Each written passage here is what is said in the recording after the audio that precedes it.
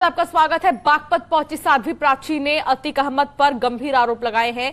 उन्होंने आरोप लगाया कि अतीक का परिवार आतंकवादी गतिविधियों में शामिल था और आतंकियों का अतीक से कनेक्शन था।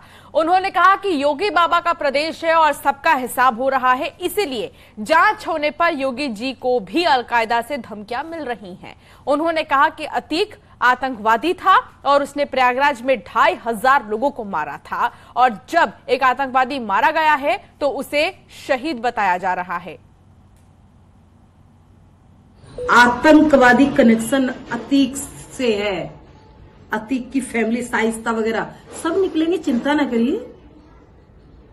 ये 2012 का हिंदुस्तान नहीं है, ये 2023 का हिंदुस्तान है। उत्तर प्रदेश है, योगी का है, योगी बाबा का प्रदेश है ना। सबका हिसाब किताब हो रहा है, चिंता ना करिए।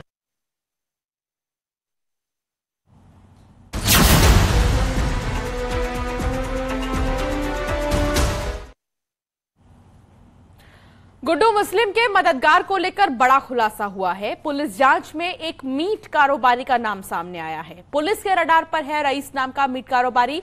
रईस का मीट का कारोबार है छत्तीसगढ़ और उड़ीसा में। रईस करेली का रहने वाला बताया जा रहा है। उमेश पाल की हत्या से पहले रईस ने गुड्डू मुस्लिम से मुलाकात की थी। गुड्डू मुस्लिम की मीट शॉप पर मुलाकात हुई थी। गुड्डू की लोकेशन भी ओडिशा और उसके बाद अब छत्तीसगढ़ में ही मिल रही है। पुलिस को रईस पर गुड्डू मुस्लिम का मददगार होने का भी शक है।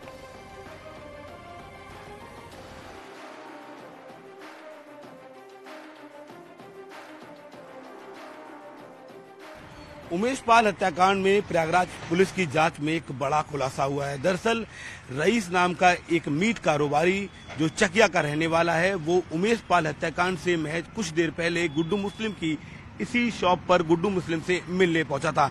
रईस का मीट का बड़ा कारोबार छत्तीसगढ़ और उड़ीसा में है। बीते दिनों जिस तरीके से एसटीएफ को गुड्डू मुस्लिम की लोकेशन छत्तीसगढ़ और उड़ीसा में मिली, ऐसे में एसटीएफ को लगता है कि गुड्डू मुस्लिम को छिपाने में रईस का हाथ हो सकता है। यही एक वजह है कि प्रयागराज पुलिस और एसटीएफ अब रईस को ढूंढ रही है और उसके लिए अब एक टीम छत्तीसगढ़ और उड़ीसा रवाना हो रही है, जहां पर वो रईस के मीट कारोबार का पता लगाएगी और रईस को खोज निकालकर उससे पूछताछ कर सकती है। कैमरा पर्सन युगेंद्र के साथ Shubham Pratap, network 18 Prayagraj. Umesh Pal murder case में आरोपी शाइस्ता परवीन के मददगारों को लेकर बड़ा खुलासा हुआ है। एसटीएफ ने शाइस्ता की मदद करने वाले 7 वकीलों और उसके संरक्षण और आर्थिक मदद देने वाले 20 करीबियों के नाम चिन्हित किए हैं। बता दें कि शाइस्ता पर पुलिस ने 50,000 का इनाम घोषित कर रखा है और उसके ऊपर 4 केस दर्ज है। शाइस्ता को गिरफ्तार करने के लिए एसटीएफ और प्रयागराज पुलिस सभी पर पैनी नजर बनाए हुए है।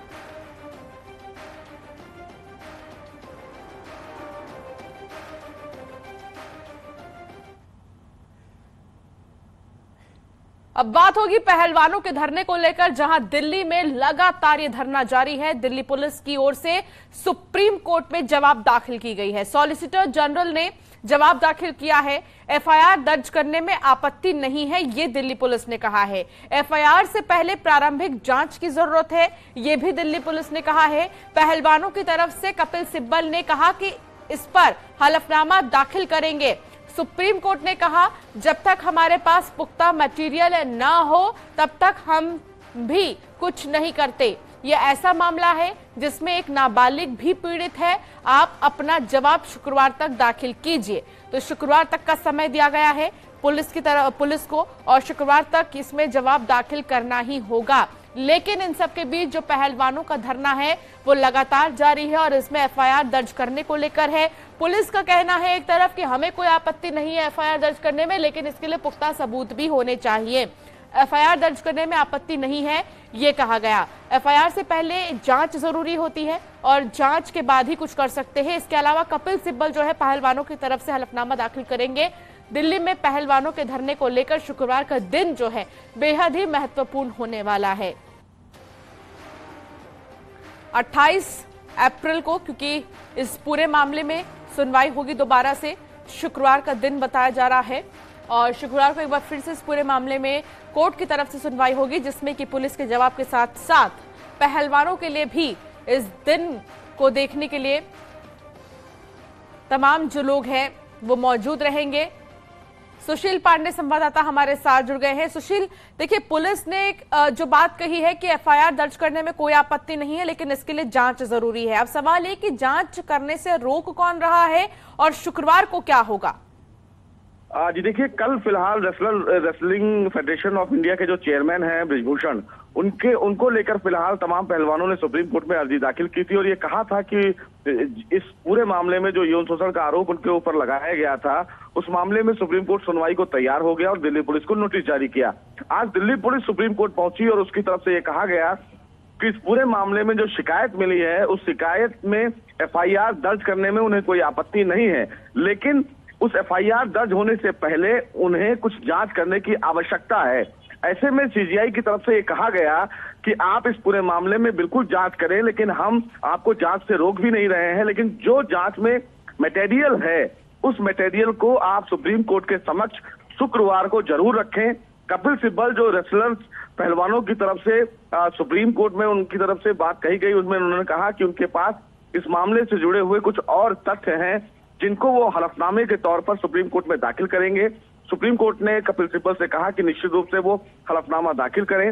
शुक्रवार को अब इस पूरे मामले पर सुनवाई होगी, चूंकि सुप्रीम कोर्ट ने ये कहा कि मामला बहुत गंभीर है, क्योंकि इस मामले में नाबालिग इन्वॉल्व है, लिहाजा दिल्ली पुलिस अपनी जांच जारी रखे और जो भी मटेरियल उसे मिले वो शुक्रवार को ऑन रिकॉर्ड सुप्रीम कोर्ट के समक्ष रखे।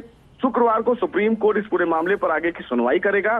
सुप्रीम कोर्ट शुक्रवार को ये तय करेगा कि जो मटेरियल फिलहाल पहलवानों की तरफ से रखा गया है या जांच के बाद दिल्ली पुलिस जो रिपोर्ट सुप्रीम कोर्ट में दाखिल करेगी, उस आधार पर क्या जो फिलहाल रेसलर फेडरेशन ऑफ इंडिया के जो प्रेसिडेंट हैं उनके खिलाफ एफआईआर दर्ज करने का आदेश देती है या फिर नहीं। बहुत शुक्रिया सुशील जानकारी साझा करने के लिए।